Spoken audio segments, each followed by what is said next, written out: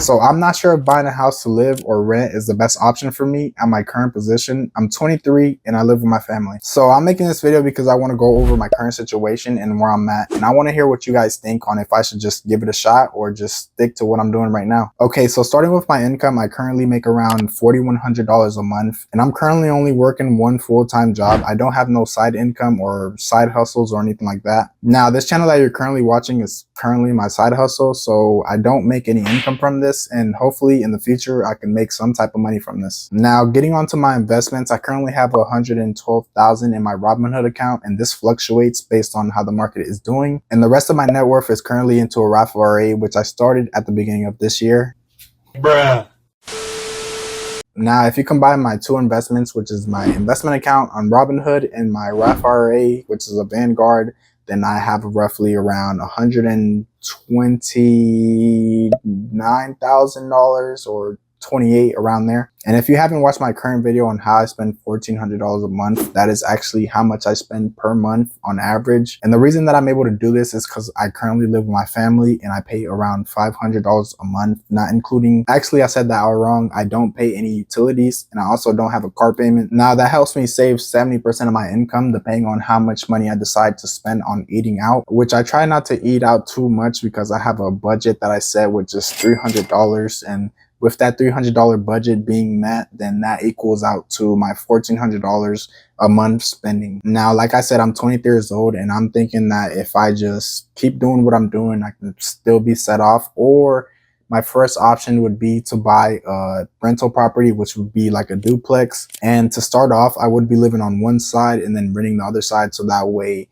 the other person that's renting can pay my mortgage or at least cover majority of it. Or I can just buy a single family home and then rent out the rooms, which I don't mind. I do have a little dog, as you can see somewhere right here. Yeah, but besides that, I really don't have any other expenses. If I were to go buy a single family home or a duplex, I would have to go get a car, and this would be for transportation. As of right now, I can use my family's car. I have a work truck that I use to go to work, and I also had a pressure washing business, which I have a truck for that I can use to go anywhere as well. Now, I want to talk about the benefits of getting a rental or a house. The first benefit is going to be that I can have somebody else paying the rent while I live in a portion of the house or in a room and just rent out the other rooms. Like I said, if I have 4 bedrooms, I can maybe rent out 2 or at least 1 to make up for the mortgage. Or like I said, I could just try with the duplex route first and just see how that goes. And the other benefit would be that I could start building equity right now because I currently don't have any properties, right?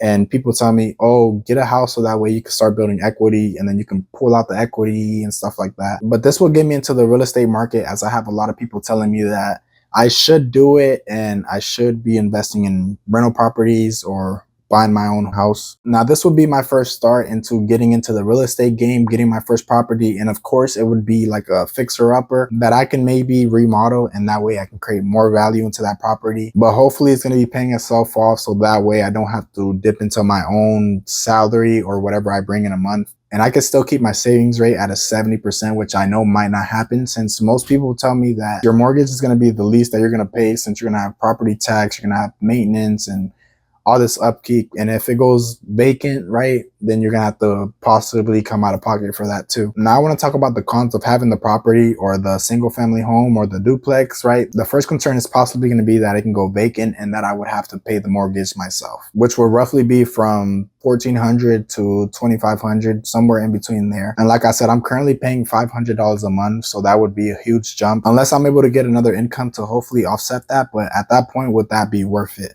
So the next problem for me would be living with somebody, because I currently want to live on my own and I like to do things on my own. And I would say that I'm a private person. I really don't like people knowing what I'm doing. So if I have a roommate or something like that, he's always going to know what's going on and what I'm doing. And to be real with you guys, I'm still practicing on the YouTube. So if I have somebody there, then I'm probably not gonna, it'll be harder to make videos, which I know that I can improve over time, and that's all about confidence, but that's just another obstacle that I have in the way right now. Now, the repairs and maintenance, I have some people that tell me that it's expensive, and I have some people that tell me it's not expensive. So I've never owned a property, so I don't know if it's expensive or not. So I kind of just have to go by what you guys think. But I also watch a lot of videos, and it says that you want to budget around 1% to 2% of the house value for repairs and maintenance. But again, that's something else that I'm gonna have to worry about. And I'm not so much of a handyman. Again, I know I will learn, but that's my current position right now. Now, another thing that I wanted to talk about is the loans, right? So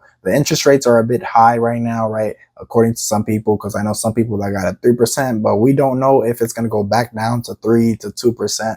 I don't even think I know anybody that has a 2, but 3%, 4%. Right now, I think it's sitting between 6 and 7, which is technically a little bit too high, but we still don't know if it's actually going to go back down or just might stay the same. Now, my credit score is around a 770 to a 800, so I know I possibly will get the better rates. But at that point, would it even make sense since the interest rate are going to be a little bit higher? And I know interest rate can eat up into your profits or whatever you got. But would it still be worth it to even try to get a property at a 7, 6, maybe 8% rate? I'm not too sure. You tell me. But another thing I would have to worry about is a lot of things on my plate. So I'm currently working. I would be doing YouTube, and I also would have the house as well to take care of. So would that even make sense to even try to do everything at once, or should I just not get the rental property or the house and just focus strictly on growing the YouTube channel? So that way I'm not trying to balance out too many things and I can put my focus on one specific task. Because I know at the end of the day, I know I'm going to need a place to stay. But should I just wait until that point comes? Because at the end of the day, I know that I'm eventually going to have to move out. And would it just be better to just start right away or just wait until that point happens? Who knows? It might be even better to rent. So let me know what you guys think. And should I just take the risk or just continue doing what I'm doing, saving 70%? Or just get my own property and hopefully that can pay off for itself. Now, you tell me if the pros and cons outweigh each other. Who knows? You might possibly have your own rental property, or you might already have took this step before, So if you guys would like to see where I go from here, subscribe, and I also will be reading all of the comments if you guys comment. Thank you, and I'm out.